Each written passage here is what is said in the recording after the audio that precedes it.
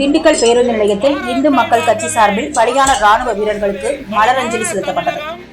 திண்டுக்கல் பேருந்து நிலையத்தில் கோவை குண்டுவெடிப்பில் பலியான அப்பாவி பொதுமக்களுக்கும் மற்றும் புல்வாமா தாக்குதலில் பலியான ராணுவ வீரர்களுக்கு இந்து மக்கள் கட்சி மாநில தொண்டர் அணி தலைவர் மோகன் தலைமையில் மலரஞ்சலி செலுத்தப்பட்டது.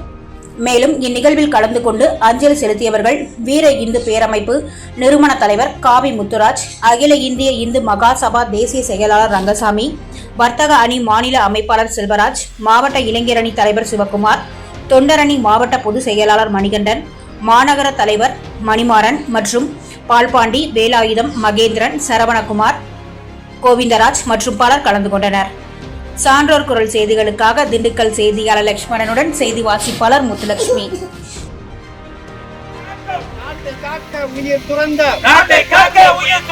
ராணுவ வீரர்களுக்கு வீர வணக்கம், வீர வணக்கம், வீர வணக்கம், வீர வணக்கம். மறக்க மாட்டோம், மன்னிக்க மாட்டோம், மறக்க மாட்டோம், மன்னிக்க மாட்டோம், மறக்க மாட்டோம், மன்னிக்க மாட்டோம், மறக்க மாட்டோம், மன்னிக்க.